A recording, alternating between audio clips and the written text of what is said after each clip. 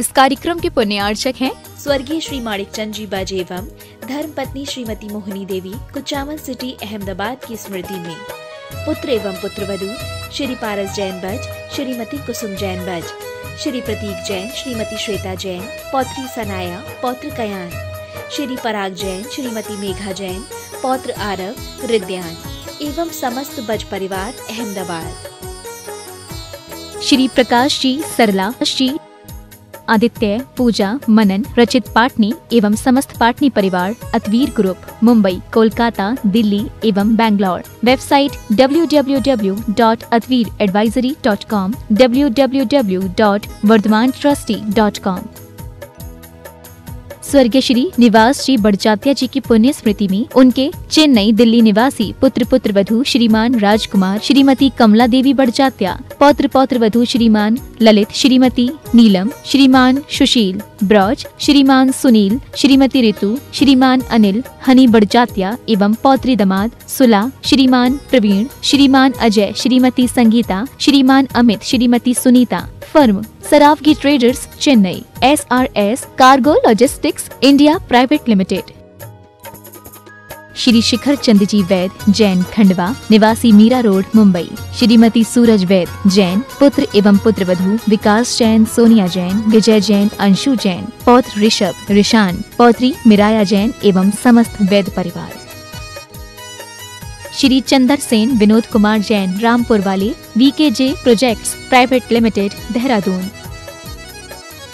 श्रीमान अजीत, श्रीमती नीलम पाटनी, मणिपुर, इम्फाल, पुत्र पुत्रवधू श्रीमान अनिल, श्रीमती नीतिका, पौत्र महक मंथ, वेदिका, गुवाहाटी, पुत्र पुत्रवधू श्रीमान अजय, श्रीमती निकिता, पौत्री टियारा, हुनर, दिल्ली, पुत्री Anu, Vineet, Disha, Nitya. Firm AN steel.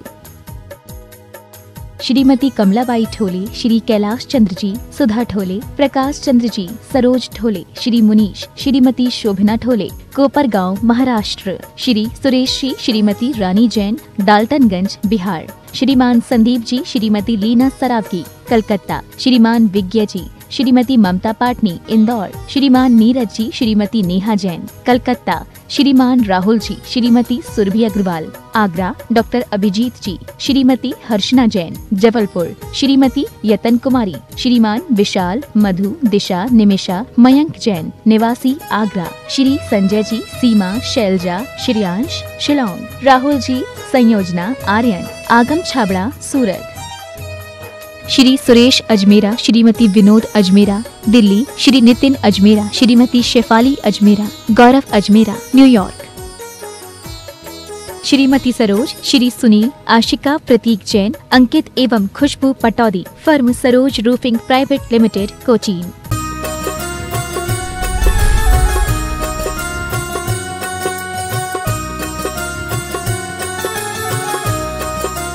जय बोलिए देवाधिदेव 1008 श्री चंद्र प्रभु भगवान की जय जय जय। वर्तमान शासन नायक वर्धमान महावीर स्वामी भगवान की जय जय जय। परम पूज्य प्रातः स्मरणीय संत शिरोमणि आचार्य भगवान श्री विद्यासागर जी महाराज की जय जय जय। परम पूज्य गुणायतन प्रणेता प्रखर वक्ता भावना योग प्रवर्तक गुरुवर श्री प्रमाण सागर जी महाराज की जय जय जय। परम पूज्य मुनि श्री निर्वेक सागर जी महाराज की जय जय जय। परम पूज्य मुनि श्री स्वात्मनंदी जी महाराज की जय जय जय। ऐलक श्री निजानंद सागर जी महाराज की जय जय जय। बंधुओं, शंका समाधान के आज के सत्र में आप सभी का हार्दिक हार्दिक अभिनंदन। आज का यह सत्र प्रारंभ करें उससे पहले पूज्य गुरुवर के चरणों में नमोस्तु अर्पित करके उनके आशीर्वादमयी ऊर्जा प्राप्त करके अपने जीवन को हम धन्य करेंगे। सभी लोग हाथ जोड़ें, मस्तक झुकाएं और मेरे साथ उच्चारित करें, हे गुरुवर नमोस्तु नमोस्तु नमोस्तु। धर्म और विज्ञान ने जो कर लिया है गठबंधन, उसका ही फल हमें दिख रहा। अद्भुत रचना गुणायतन। बंधुओं, गुणायतन वह स्थान होगा जहां आकर आप और आपकी पीढ़ियां चढ़ पाएंगी मोक्ष महल की सीढ़ियां। टूटेगी मोह की बेड़ियां और झड़ेगी ज्ञान की झड़ियां। मैं यह विश्वास से कह सकता हूं कि गुणायतन वह परियोजना है जिसके माध्यम से जिन संस्कृति की यशो पताका दिग दिगंत तक फैलती रहेगी। इसीलिए मैं हर संस्कृतिनिष्ठ को आवाज देता हूं कि वो आए और गुणायतन में तन मन धन से अपना सहयोग करे। और हमें खुशी है कि आज भी लोग हमारी इस आवाज से, हमारी पुकार से यहाँ संबद्ध हुए हैं। मैं उनके नामों का उच्चारण करूंगा और यह आशा रखूंगा कि आप लोग भी अनुमोदना जन्य पुण्य अवश्य प्राप्त करेंगे, करतल ध्वनियों से उनका अभिवादन अवश्य करेंगे। संस्थापक सदस्य के रूप में आज जुड़े हैं श्री तनसुख जैन, श्रीमती जयश्री जैन, श्री धर्मेंद्र जैन मुंबई से। करतल ध्वनियों से उनका अभिवादन करें। श्री सनी जैन, श्रीमती राखी जैन, अरहंत जैन, वेदांत जैन कोलकाता से, ये भी सूत्रधार से ट्रस्टी बने हैं।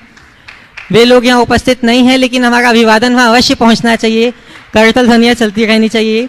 निर्माण मित्र के रूप में जुड़े हैं डॉक्टर वैभव जैन, डॉक्टर स्वाति जैन, श्री विजय कुमार जैन, डॉक्टर अमित जैन, अतुल जैन। वे आएँ और पूज्य गुरुवर का आशीर्वाद प्राप्त करें।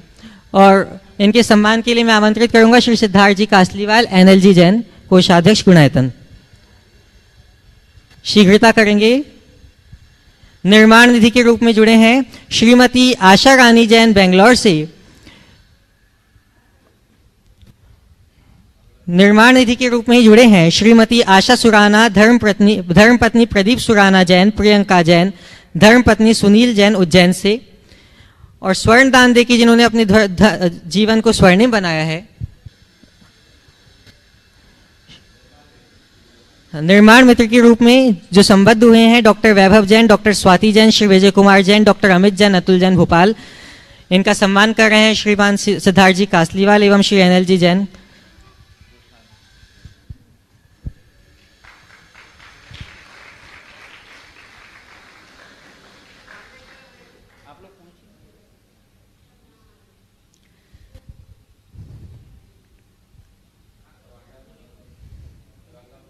स्वर्णदान के रूप में जो जुड़े हैं स्वर्गीय रमेश चंद्र जैन की स्मृति में श्रीमती अंगूरी देवी, ब्रह्मचारी सुनीता दीदी, चक्रेश जैन, शांति जैन सपरिवार छिंदवाड़ा से एवं श्री उज्जवल कुमार नीलम जैन, पुत्र सजल, पुत्री कुंजल जैन कोलकाता से।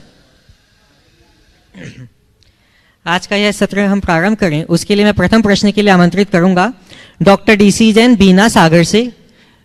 और आपके बाद तैयार रहेंगे श्री शोभेंद्र जी जैन, गुणायतन से। महाराज श्री के चरणों में नमोस्तु नमोस्तु। सकल दिगंबर जैन समाज बीना सागर खरई सबका नमोस्तु स्वीकृत करें महाराज श्री। महाराज जी प्रश्न है, उम्र बढ़ने के साथ मुस्कुराहट कम नहीं होती और मुस्कुराहट कम हो जाए तो उम्र कम हो जाती है, ऐसा कुछ महसूस होता है। कृपया इसके बारे में थोड़ा सा आशीर्वाद दें।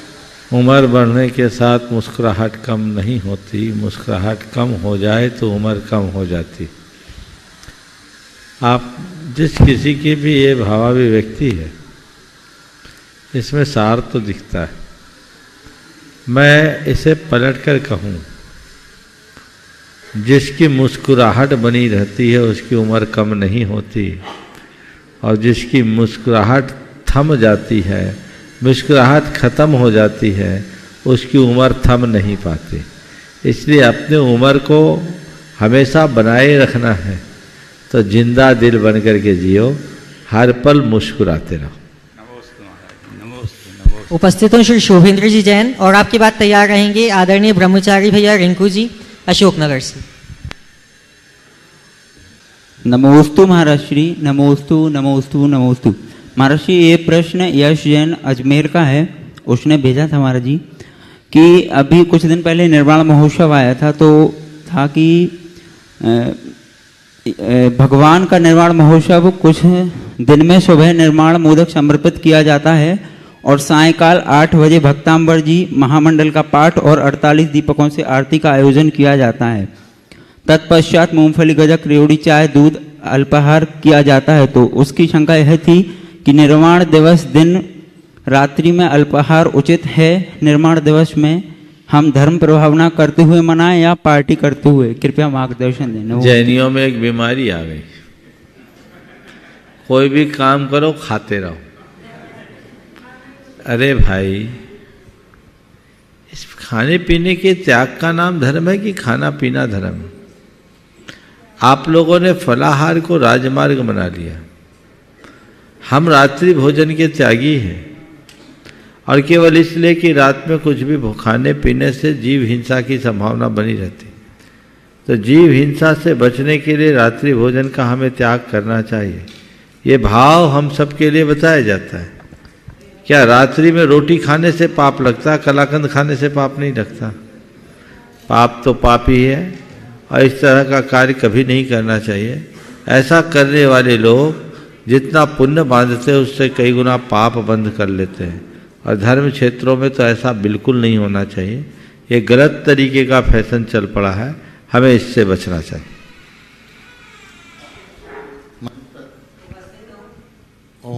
श्री रिंकू भैया जी अशोकनगर से, और आपके बाद तैयार रहेंगी श्रीमती रीना जी जैन, संजय जी जैन, मिहिजाम गुणायतन से। मंच पर विराजमान सभी गुरुवर के चरणों में नमोस्तु नमोस्तु नमोस्तु। महाराज श्री, हमारे असुरनगर जिले से 30 किलोमीटर दूरी पर थोबन ग्राम में थोबन जी अतिथि क्षेत्र है, जिसे परम पूज्य सुधा सागर महाराज जी ने दर्शनोदय अतिथि क्षेत्र नाम दिया है। गुरुवर की प्रेरणा से और आप सब गुरुवर के आशीर्वाद से प्रतिदिन अशोकनगर, मुगावली, चंद्री सभी जगह से बस आती है, पुजारियों की रोज अभिषेक करती है।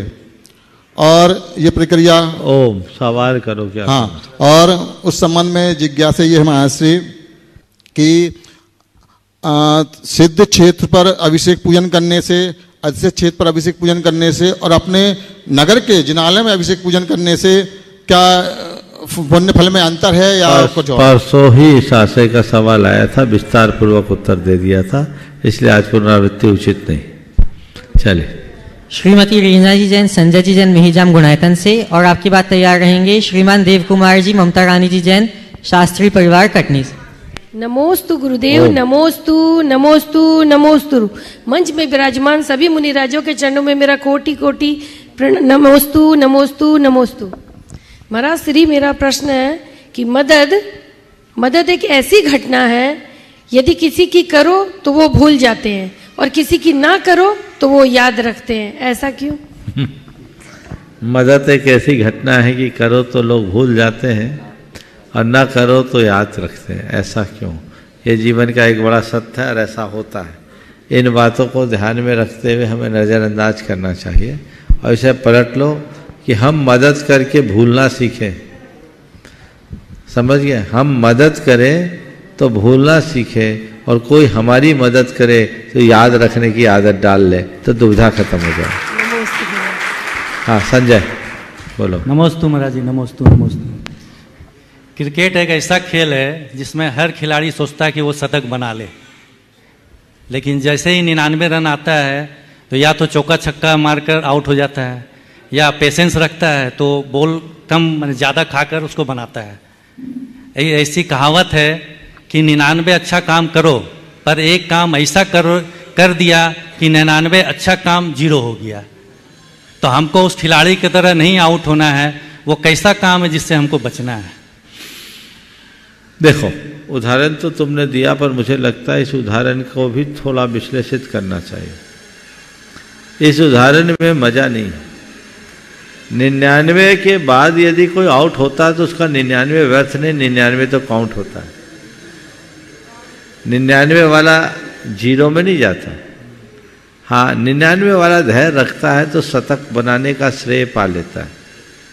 बड़ी उपलब्धियां वे ही अर्जित कर पाते हैं जो सही दिशा में धैर्य पूर्वक चलते जाते हैं। लेकिन इसकी जगह अगर ये उदाहरण देते तो ज़्यादा अच्छा होता। वो है लूडो, सांप सीढ़ी का खेल। चढ़ते चढ़ते 99 में सांप काटता है और 1 पर पहुंचा देता है। शिखर से शून्य। 99 चढ़े, मेहनत करके चढ़े, पर एक चूक ने तुम्हें सतह पर ला दिया। क्रिकेट में आउट होना तो केवल शतक बनाने से रोकता है, पर लूडो में आना, सांप से डसा जाना, किए कराए पर पानी फेर देता है।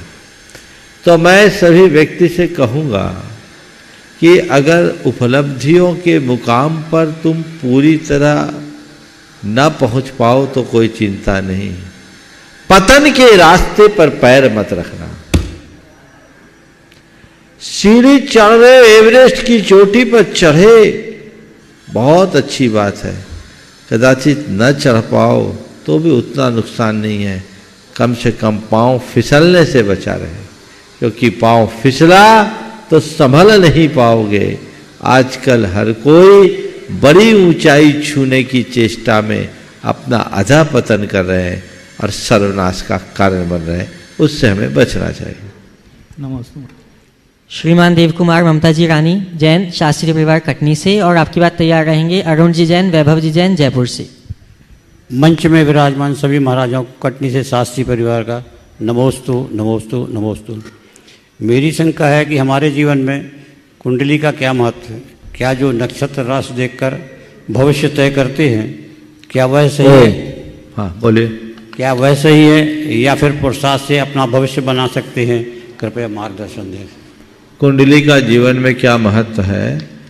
क्या नक्षत्र देख करके हम अपना भविष्य बना सकते हैं? बनाते हैं। हाँ, राशि देखकर हमारा भविष्य तय होता है, देखिए, अथवा हम अपना पुरुषार्थ करके और अपना भविष्य तय कर बना सकते हैं। देखिए ज्योतिष क्या है? ज्योतिष गलत नहीं है, ज्योतिष की मान्यता गलत है, समझ गलत है। ज्योतिष तो एक विज्ञान है। जैसे हमारे हाथ में लकीरें होती, लकीरें देखकर लोग बता देते हैं कि इसका भविष्य ऐसा होगा, ये होगा। तो लकीर हमारा भाग्य नहीं है, लकीर एक लिपि है। जो उसे पढ़ने में समर्थ रहता है वो सही अर्थ में बाँच लेता है और हमें सब कुछ सही सही बता देता है। उसके आधार पर हम अपने भावी जीवन को व्यवस्थित कर सकते हैं। इसी तरह ज्योतिष के संदर्भ में समझना चाहिए। ज्योतिष का विज्ञान यही है कि आप अपने गोचर के आधार पर अपने भावी फलाफल को बहुत अंशों में जान सकते हैं, लेकिन ये तय मान करके चलना कि हमारे जीवन के उतार चढ़ाव में ग्रहों की स्थिति कारण नहीं है, वह तो केवल उस उतार चढ़ाव के काल को जानने का माध्यम मात्र है। हम उनके चक्कर में पड़ने की जगह यदि अपने तरफ देखें तो ज़्यादा बेहतर होगा। द्रव्यक्षेत्र काल भाव का आश्रय लेकर हम अगर चलेंगे तो वो हमारे जीवन के लिए ज़्यादा अच्छा होगा। जहाँ तक ज्योतिष की बात है तो मैं इस संदर्भ में एक ही बात कहूँगा। आहा जिंदगी एक पत्रिका निकलती थी मध्य प्रदेश में जब मैं था, आजकल निकलती नहीं मालूम। वाह जिंदगी, आ जिंदगी, दैनिक भास्कर समूह का, उसका एक विशेष अंक था ज्योतिष अंक। उसमें अलवर के राजा के लिए अंग्रेजों द्वारा उस समय एक उपाधि दी जाती थी, एम्पायर ऑफ इंडिया। वो उपाधि मिलेगी या नहीं मिलेगी ये जानने के लिए लोगों ने सुझाव दिया कि मुंबई का एक बड़ा ज्योतिषी है, उससे परामर्श लिया जाए। वो काफी खर्चीला ज्योतिषी था। राजा ने उसे बुलाया, मुंबई से ट्रेन द्वारा स्पेशल सैलून में आया और बड़ा प्रमुदित था क्योंकि राजा का अतिथि बनकर आया। जब वह अलवर आया तो उसे लेने के लिए कोई भी नहीं आया, सीधे दरबार में पहुंचा। उसने अपना परिचय दिया तो राजा ने कहा आप यहाँ क्यों आए? बोला आपका भविष्य बताने। बोला मेरा भविष्य बाद में बताना, इसको जेल घुसा दो, जेल में ठूस दो। उस व्यक्ति को जेल में ठूस दिया गया और 6 महीने बाद राजा उधर से गुजरा। 6 महीने तक कोई सुनवाई नहीं।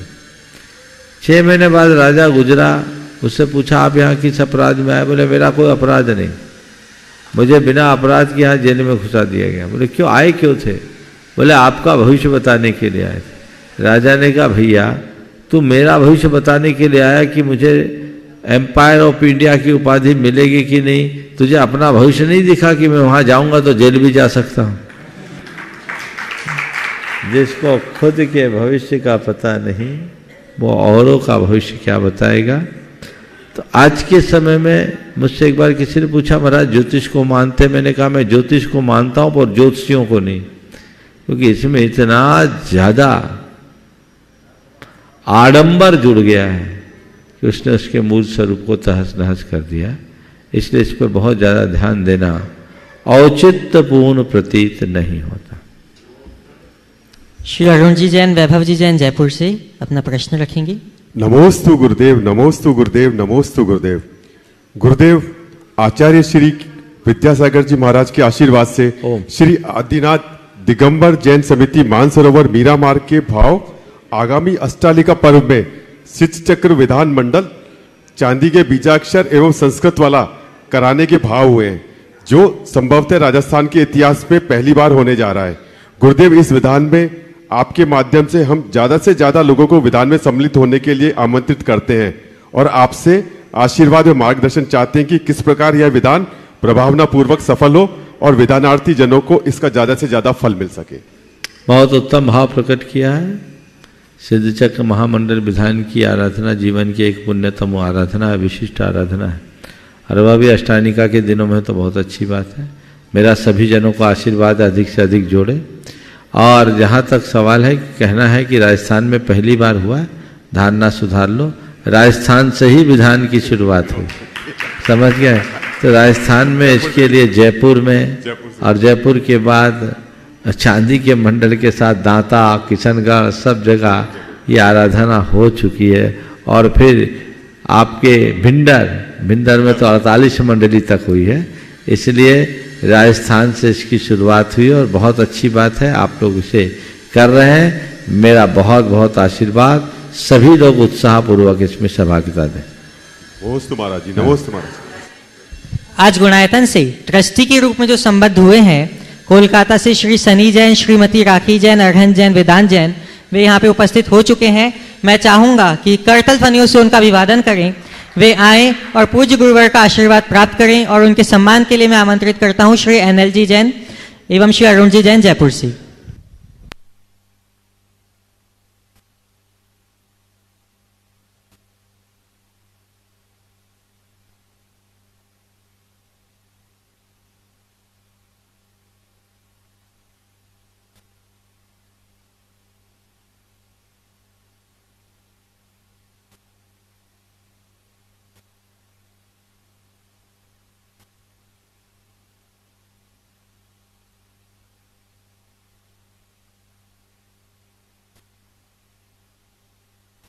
सभी गुरुओं को सादर नमन, वंदन। महाराज श्री, प्रबंधन के क्षेत्र में हर व्यक्ति इच्छा रखता है कि वो धन कमाए, और धन कमाने के कई सारे रास्ते हैं जो पढ़े भी हैं, सुने भी हैं और पढ़ाए भी हैं। आध्यात्मिक दृष्टि से अगर हम देखते हैं तो धन को लक्ष्मी कहा गया है, और लक्ष्मी की चाह हर व्यक्ति को होती है, चाहे वह स्वयं हो, चाहे समाज हो, चाहे दूसरी संस्थाएं हो। तो महाराज जी, मेरी जो है ना जिज्ञासा ये है कि लक्ष्मी को क्या चीज़ अच्छी लगती है कि व्यक्ति उसका जो है ना सब जो है उसका पालन करते हैं। क्या चीज़ अच्छी लगती है कि लक्ष्मी को, तो व्यक्ति क्या चाहे कि कैसे करे कि वो लक्ष्मी जो है ना उनके पास में आए, नंबर 1। दूसरा इसमें यह है कि लक्ष्मी का स्वरूप कब से है और कैसे से आया। आपका 2 सवाल है। सीधा सीधा सवाल तो यह है कि लक्ष्मी जी प्रसन्न कैसे रहे, वो कैसे टिके रहे, है ना। कई जगह लोग लिखते हैं लक्ष्मी जी सदा सहाय करो, लक्ष्मी जी सदा प्रसन्न रहे। और आपने ये जो शब्द पूछा है, धन के लिए लक्ष्मी शब्द कब से चलन में आया। देखिए, लक्ष्मी टिकी रहे, पहले मैं उसका उत्तर देता हूँ, और वो उत्तर मैं एक किस्से से देना चाहता हूँ। एक बड़ा सेठ था,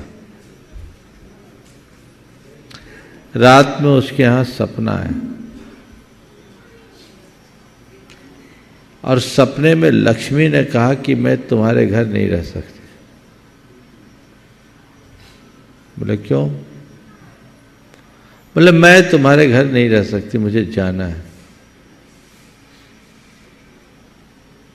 सेठ ने पूछा आखिर जाना क्यों चाहती हो?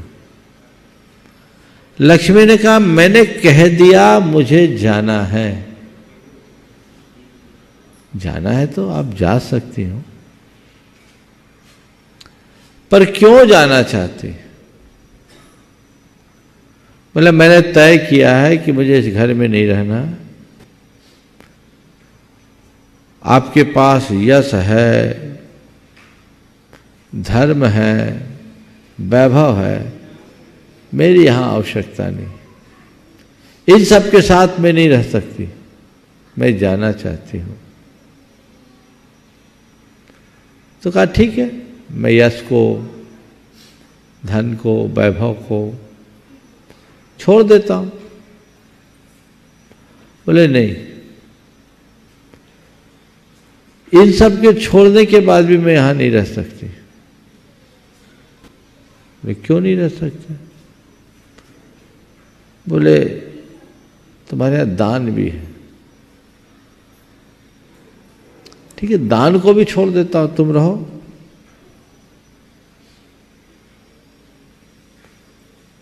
तो बोले नहीं, तुम्हारे यहां धर्म है, मैं धर्म के रहते तुम्हारे यहां नहीं रह सकती। सेठ ने कहा मेरे पास मेरा धर्म रहेगा, सब कुछ रहेगा, तुम्हें यहां रहना है तो रहो, और यदि तुम जाना चाहती हो तो मैं तुम्हें जाता देख सकता हूं, लेकिन धर्म को अपने घर से निकलता नहीं देख सकता। और उसने कहा धर्म इस घर में रहेगा। धर्म जब रुक गया, थोड़ी देर बाद देखे तो दान भी आ गया। दान आया तो वैभव भी लौट के आ गया। वैभव और दान आने के बाद देखा तो यश भी लौट के आ गया। थोड़ी देर बाद देखा तो लक्ष्मी भी चले आई। सेठ ने पूछा तुम तो चले गए थे, क्यों आ गए?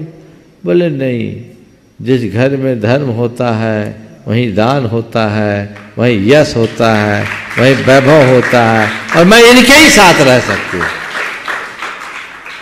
तो लक्ष्मी को जोड़ के रखना चाहते हो तो धर्म से जुड़े रहो। समझ गए? अब आपका जो दूसरा सवाल है, धन के लिए लक्ष्मी शब्द का चलन कब से हुआ? देखिए, लक्ष्मी को श्री संपत्ति का द्योतक सदियों से माना जाता रहा है। शास्त्रीय दृष्टि से अगर कहें तो हमारे शास्त्रों में, जैन शास्त्रों में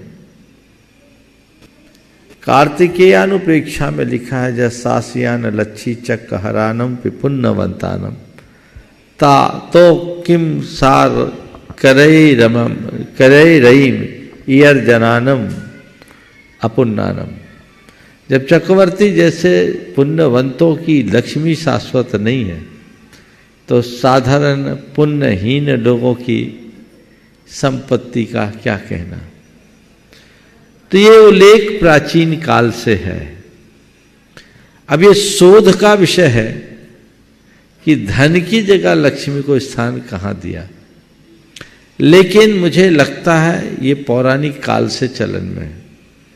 हमारे यहाँ बहुत सारे प्रतीक बनाए गए और धन के लिए भी एक प्रतीक के रूप में लक्ष्मी को देवी की मान्यता दी गई होगी, और उसमें जो अंकन किया गया उसमें दो महत्वपूर्ण बातों पर ध्यान दिलाने की बात चाहूंगा। लक्ष्मी को सदैव कमलासन किया गया, कमल पर, और अक्सर खड़ी मुद्रा में रखा गया, और लक्ष्मी का वाहन उल्लू को बनाया गया। समझ गया? इसका तात्पर्य लक्ष्मी कमल पर क्यों है? समझ गए? लक्ष्मी कमल पर क्यों है? कमल कीचड़ में खिलता है। कमल कीचड़ में खिलता है। तुम्हें जो धन मिलता है वो भी पाप से मिलता है। समझ गए? और लक्ष्मी खड़ी क्यों है? क्योंकि वो जाने को तैयार है, उसको टिकना अच्छा नहीं लगता, वो चलते ही रहती है, एक जगह टिके नहीं रहती, इसलिए लक्ष्मी खड़ी है। उसका वाहन उल्लू है। इसका मतलब क्या? उसे कुछ सूझता नहीं। जिसे सूरज के उजाले में कुछ दिखाई न पड़े उसका नाम उल्लू है। इसी तरह जो लक्ष्मी को अपने सिर पर रख लेता है वह उल्लू यानी विवेकहीन बन जाता है। तो मुझे लगता है कि पौराणिक काल से ही ये परंपरा चली आ रही होगी, पर जो भी है वो बहुत मौलिक है और हम सबको इस पर बहुत गंभीरता से विचार करना चाहिए। नमोस्तु महाराज श्री। अब मैं पूज्य अलख श्री निजानंद सागर जी महाराज के चरणों में इच्छामी पूर्वक निवेदन करना चाहूँगा कि वे अपने प्रश्न के माध्यम से हम सबको दिशाबोध प्रदान करें। इच्छामी महाराज। एक शिष्य गुरु के पास जाता है और प्रश्न करता है कि भगवान, हम भी जिन मार्ग पर चलना चाहते हैं, मोक्ष मार्ग पर चलना चाहते हैं, हमें कोई ऐसा, हम किस नए का अवलंबन लेके चलें जिससे हम अपना कल्याण कर सकें, निश्चय का या व्यवहार का। तो आचार्य कहते हैं, शायद ये कथा पुरुषा सिद्धि उपाय में आई है कि जय जिन मयम पवज्जयी तामा व्यवहार निश्चय मुरह एक बिना छिजई तिथम अन्य पुण्य तच्चम।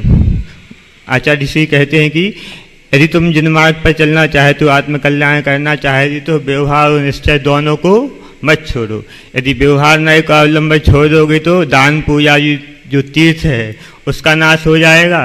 यदि निश्चय नए को छोड़ दोगे तो मूलभूत जो तत्व है उसका अभाव हो जाएगा। तो धन्य है ऐसे मुनिराज जो निश्चय मोक्ष मार्ग और व्यवहार मोक्ष मार्ग दोनों का संतुलन बना के चल रहे हो, दूसरों को भी इसी प्रकार आगे बढ़ने की प्रेरणा दे रहे हैं। ऐसे मुनिराजों को नमोस्तु करके मैं यही पूछना चाहता हूं कि भगवान, कि जिस प्रकार संसार जीव सुखाभास को सुख मान लेता है, ऐसे ही बहुत से लोग, हम लोग भी क्या है, व्यवहाराभास को व्यवहार मान लेते हैं, निश्चयाभास को निश्चय मान लेते हैं। हम दोनों का संतुलन बना के किस प्रकार चलें जिससे हम लोग मोक्ष मार्ग पर आगे बढ़ें और अपनी आत्मा का कल्याण कर सकें। नमोस्तु। बहुत अच्छा सवाल पूछा गया। आभास में सत्य की प्रतीति एक बहुत बड़ा भ्रम है, और जब तक ऐसा भ्रम होगा, वो किसी भी क्षेत्र का हो, जीवन का यथार्थ रस प्राप्त नहीं हो सकता। सुखाभास में सुख व्यर्थ की मृग मरीचिका की दौड़ है, ऐसी दौड़ जिसमें गति तो है पर गंतव्य नहीं, भाग दौड़ है पर मंजिल नहीं। इसी तरह आपने जो सवाल किया कि व्यवहाराभास को ही व्यवहार मानने का भ्रम और निश्चयाभास को ही निश्चय समझ लेने की भूल हमें कहाँ पहुँचाएगी? वो बहुत बड़ी भटकन है, ये एक प्रकार का अज्ञान है। यद्यपि व्यवहाराभास और निश्चयाभास ये शब्द मूल आगम में तो नहीं मिलता, लेकिन इसका आशय जरूर देखने को मिलता है। सबसे पहले आपने जब ये सवाल किया है तो मैं व्यवहार और निश्चय के अर्थ को प्रकट करना चाहूँगा, उसके उपरांत इससे संदर्भित बातें। व्यवहार क्या है, निश्चय क्या है? दोनों हमारे धर्म के अंग हैं। व्यवहार यानी प्रवृत्ति और निश्चय यानी निर्वृत्ति। हमारे प्रवृत्ति की जो भी क्रियाएं हैं प्रवृत्तिगत धर्म कहलाते हैं, ये सब व्यवहार है। निश्चय में प्रवृत्तियां नहीं होती, प्रवृत्तियों से ऊपर उठा जाता है, निर्वृत्ति की ओर बढ़ते हैं। इसलिए निश्चय को निर्वृत्ति कहा जाता है। दरअसल व्यवहार हमारी क्रिया है और निश्चय एक प्रकार की ध्यानात्मक परिणति जो क्रिया से निष्क्रिया की ओर बढ़ने पर प्राप्त होता है।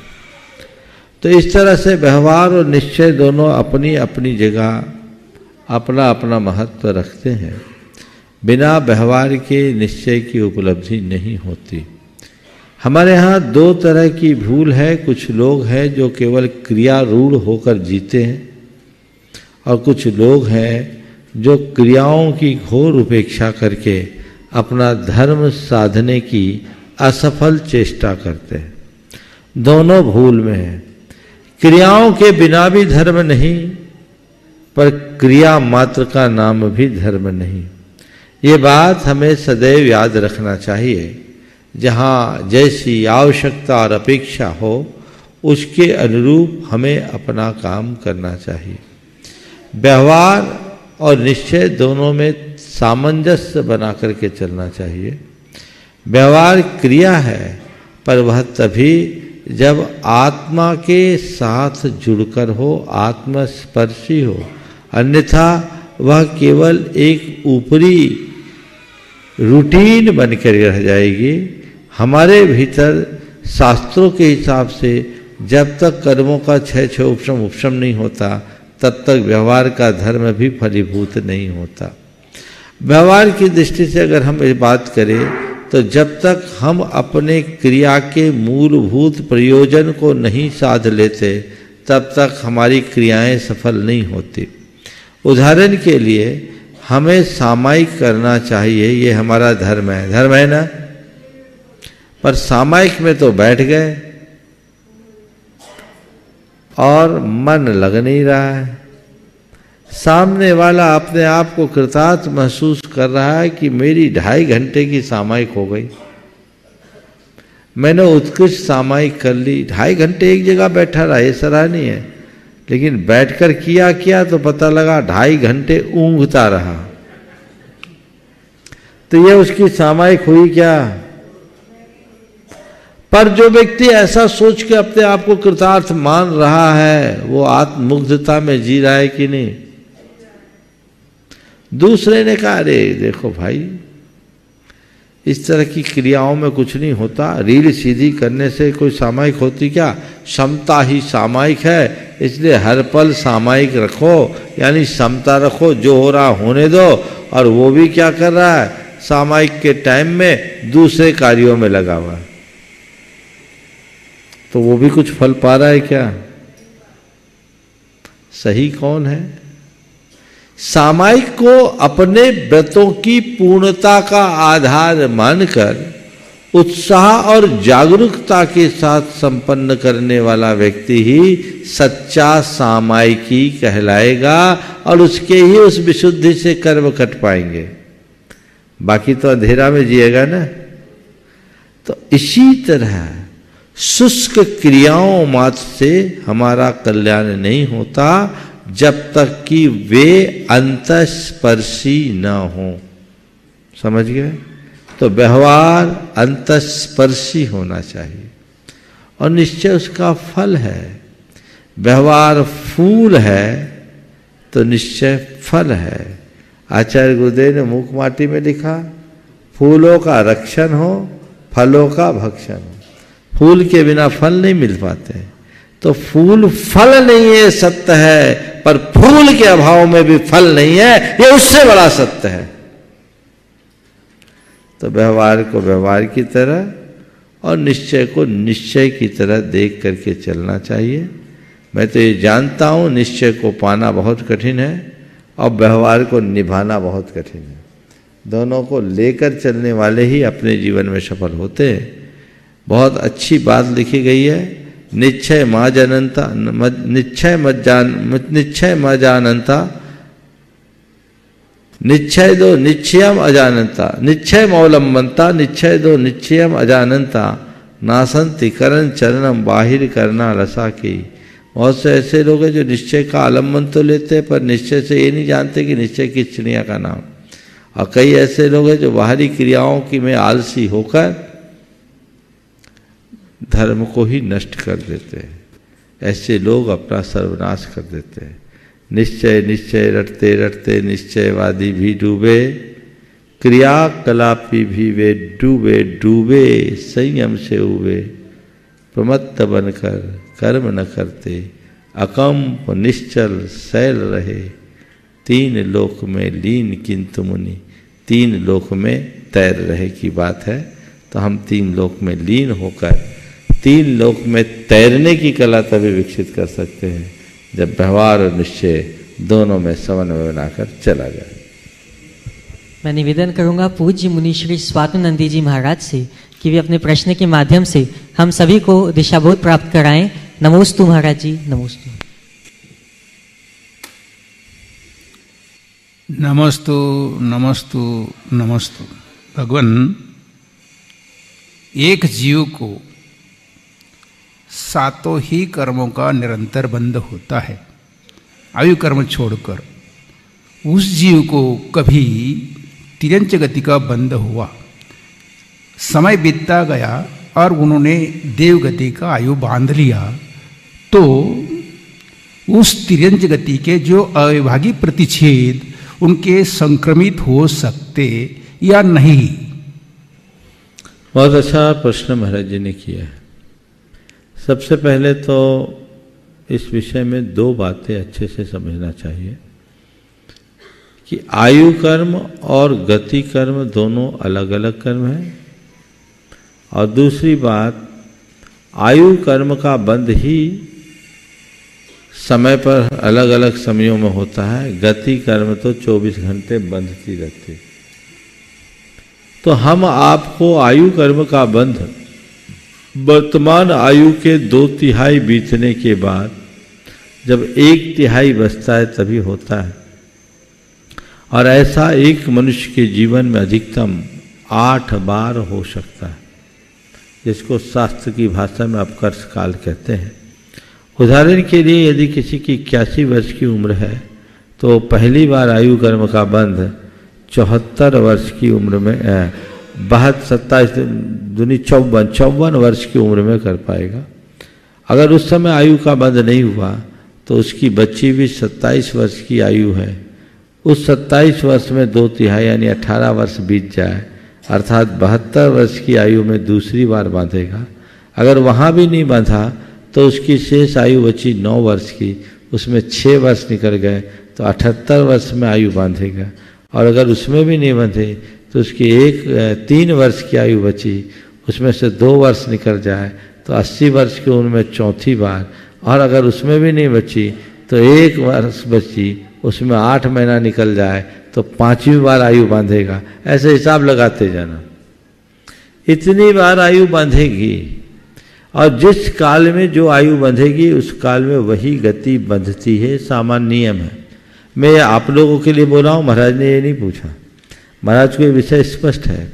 लेकिन सवाल ये है कि मेरी जो पहले को दूसरी गति बन गई, जैसे किसी ने नरक गति का बंध किया, बाद में उस गति का क्या होगा? तो आयु कर्म और गति कर्म की तासीर में मौलिक अंतर है। आयु कर्म में परस्पर में परिवर्तन नहीं होता, लेकिन गति कर्म एक दूसरे में बदल जाते हैं। वर्तमान में मैं आपको बोलूं, हम आप सब मनुष्य हैं, पर नरक, तिर्यंच और देव गति का भी भोग कर रहे हैं। हमारे आपकी कर्म सत्ता में रहने वाले नरक गति, देव गति या तिर्यंच गति के जो कर्म हैं, वे सब मनुष्य गति के रूप में परिणत होकर उदय में आ रहे हैं। तो वो उनका प्रदेश संक्रमण होता है, शास्त्रीय भाषा में से स्तूक संक्रमण भी कहते हैं। तो वो अभिभागी प्रतिच्छेद रूप रस गंध स्पर्श के साथ या प्रकृति प्रदेश स्थिति अनुभाग के साथ परिवर्तित हो जाते हैं। तो एक काल में एक ही गति का उदय होता है, और उसमें हमको उसी अनुरूप उसका फल मिलने को होता है। ये संक्रमण है जो सतत चलेगा। मैं परम पूज्य मुनि श्री निर्वेक सागर जी महाराज के चरणों में नमोस्तु पर पूर्वक निवेदन करूंगा कि वे अपना प्रश्न रख के पूरा शेष सत्र में अपने प्रश्नों के माध्यम से हम सबका कल्याण का मार्ग प्रशस्त करें। नमोस्तु महाराज जी। शिक्षा जीवन में चारित्र निर्माण का महत्वपूर्ण साधन है। प्राचीन काल में गुरुकुल परंपरा चली, बीच में विद्यालय आ गए। अब विद्यालय का रूप स्कूलों ने ले लिया है। तो विद्या और ज्ञान, आज व्यक्ति ज्ञानी बनना चाहता है और पहले विद्यालयों में विद्या मिलती थी। तो हमारा प्रश्न पूज्य से यह है कि विद्या और ज्ञान दोनों एक ही चीज़ है या उनमें कोई अंतर है? बहुत अच्छा सवाल किया है महाराज जी ने। विद्या और ज्ञान, इन दोनों में क्या अंतर है? दोनों बिल्कुल भिन्न भिन्न चीज़ें। ज्ञान का मतलब है नॉलेज और विद्या का मतलब है एक विशेष प्रकार की कला का विकास, एक टेक्नोलॉजी। हमारे शास्त्रों में 14 प्रकार की महाविद्याओं की बात आती है। प्रज्ञापनी आदि विद्याएं जो हमारे लोगों के एक वर्ग के जीविका का आधार होती थी और विद्योपजीवी मनुष्यों को विद्याधर के नाम से जाना जाता था। वो विद्याओं के बल पर ही जीते थे। हम उसे मंत्र से जोड़ लेते हैं, अन्य रूप से जोड़ लेते, पर वो एक प्रकार की टेक्नोलॉजी थी। तो जिसके पास तकनीक है उसके पास विद्या है। कोई जरूरी नहीं कि जिसके पास विद्या है उसके पास अक्षर ज्ञान भी हो। अक्षर ज्ञान से शून्य व्यक्ति भी विद्यावान हो सकता है क्योंकि उसके पास टेक्निक हो। और कई बार तो ऐसा देखने में आता है, अक्षर ज्ञानी पीछे रह जाते हैं और अनुभवी लोग अपने विद्या के बल पर बड़ा बड़ा काम कर लेते हैं। भारत में एक शब्द चलता है जुगाड़। जुगाड़ शब्द कहीं न कहीं हमारी विद्या को परिभाषित करता है। एक जगह ऐसा हुआ, एक जगह तार डाला जा रहा था और रास्ते में एक जिग जैग पाइप था और उस पाइप में तार निकालना था। इंजीनियर लोग दिमाग लगा रहे थे कि कैसे इस तार को इधर से उधर निकाले, इधर से उधर निकाले। बहुत देर से वो लोग परेशान थे। वहीं एक गलरिया था जो अपनी बकरियों को चरा रहा था, वो वहीं बैठा था। उसने जब देखा तो बोला, देखिए हम आपकी समस्या को दूर कर सकते। बोले क्या? बोले आप क्या चाहते हैं? बोले तार को इधर से उधर निकालना है। बोले आप हमको मौका देंगे? बोले तू पढ़ा लिखा नहीं, हम इंजीनियर फेल, तू कहाँ से करेगा ये काम?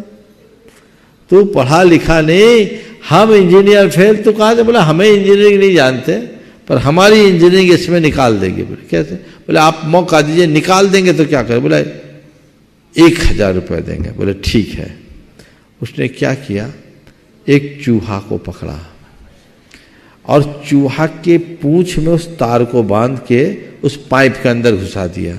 चूहा इस पार से घुसा, उस पार से निकल गया, तार भी आ गया। यह है विद्या।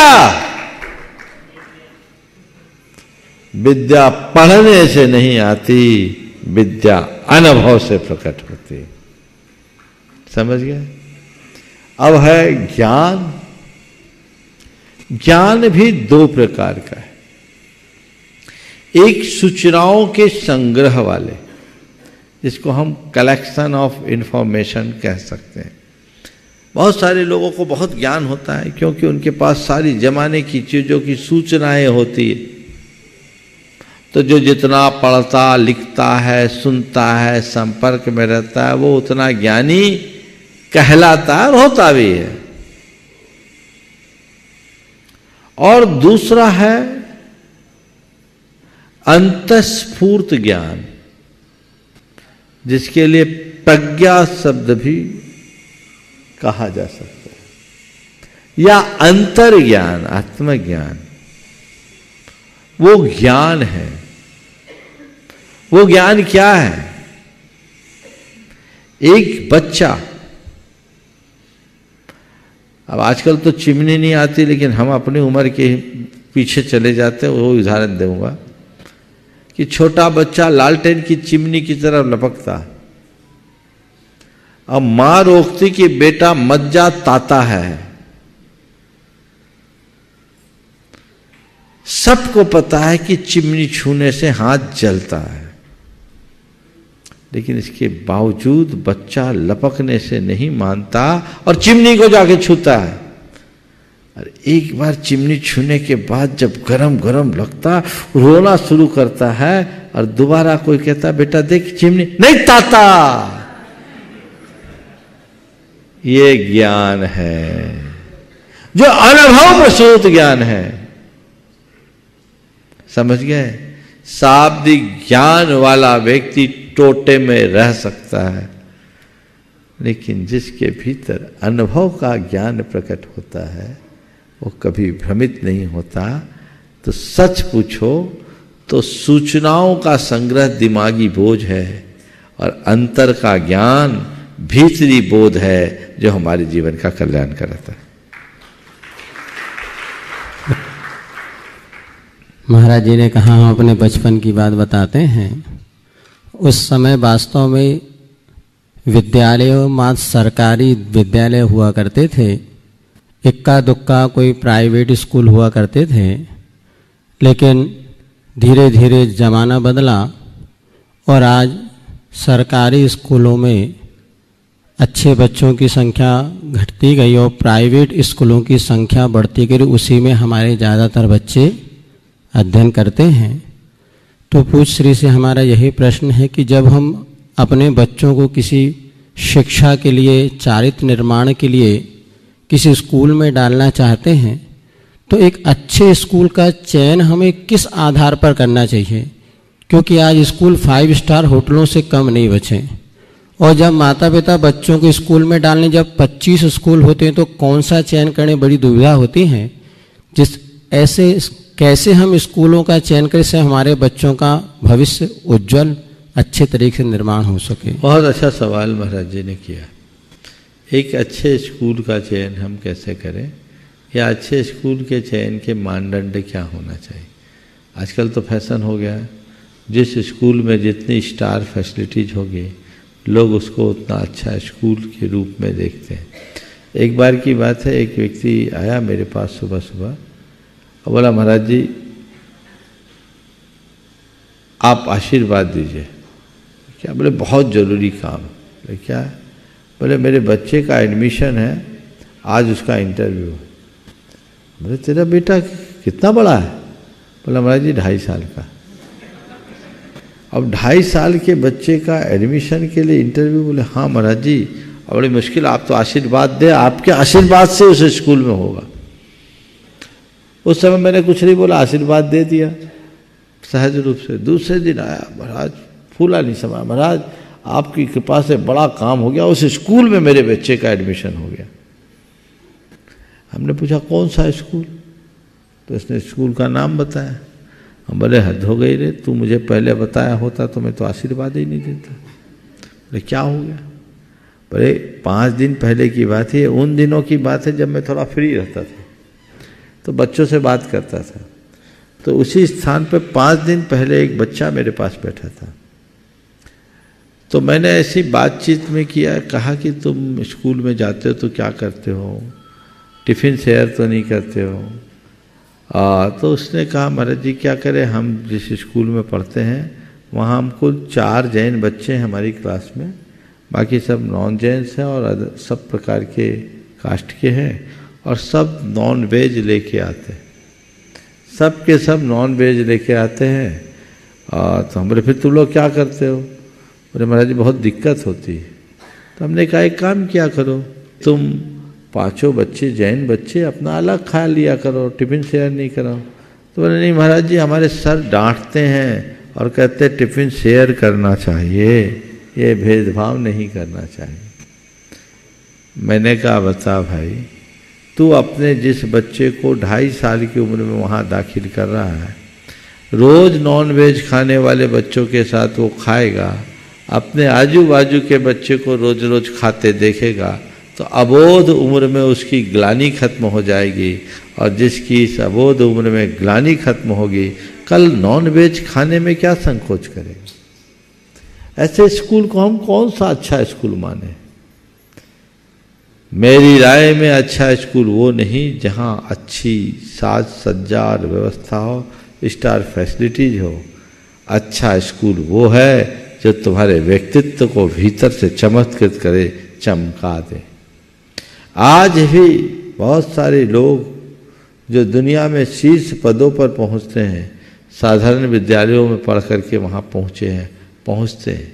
प्रतिभा नैसर्गिक होनी चाहिए, जहाँ हमारी पढ़ाई की अनुकूलता हो, पढ़ाई के साथ संस्कारों पर बल दिया जाता हो, जहाँ अनुशासन अच्छा हो, जहाँ संगति अच्छी मिलती हो, हम उस स्कूल को एक अच्छे स्कूल के रूप में गिने।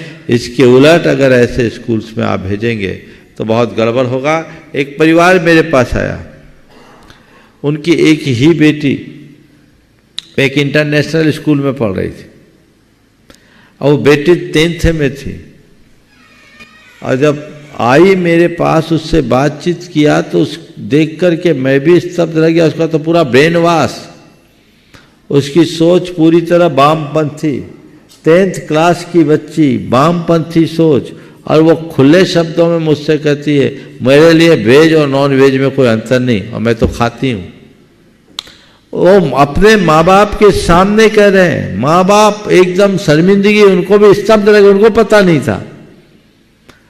हमने उसके पिता की तरफ देखा, बोले क्या किया तुमने? बोला महाराज हमने सोचा अच्छा स्कूल ये सोचकर भेज दिया। हम बोले तुमने अच्छा स्कूल के पीछे अपने पूरे के पूरे घर को ही बर्बाद कर डाला, अब इस बच्चे से क्या अपेक्षा रखोगे? तो आप कभी भी किसी भी स्कूल में किसी बच्चे को दाखिल कराना चाहो तो ये जरूर देखो कि जिस स्कूल में आप भेज रहे उसकी पृष्ठभूमि कैसी है, वहाँ की सोच कैसी है, उसका बच्चे पर क्या प्रभाव पड़ेगा। ध्यान रखना, इंस्टीट्यूशन एक्सपीरियंस के आगे महत्व नहीं रखते। हम लोगों ने कौन सी डिग्री धारण करी बोलो? हम तो सरकारी स्कूल में पढ़े हैं और मैट्रिक तक ही पढ़े हैं, हमारे पास कोई डिग्री नहीं, पर आज हमारी किताबें विश्वविद्यालयों में एमए में चलती है। अनपढ़ साधु पर लोग पीएचडी करते हैं। तो एक्सपीरियंस बहुत बड़ी चीज होती है, इसलिए इस भ्रांत धारणा को दूर करना चाहिए और जीवन को उसी अनुरूप आगे बढ़ाने का प्रयत्न करना चाहिए। बहुत अच्छा सवाल आज महाराज श्री ने किया। कल मैं चाहूँगा कल का पूरा सत्र में बहुभाग महाराज श्री के लिए रखा जाए, और आज यहीं पर विराम। बोलिए परम पूज्य आचार्य गुरुवर श्री विद्यासागर जी महाराज की जय जय जय। परम पूज्य गुरुवर श्री प्रमाण सागर जी महाराज की जय जय जय।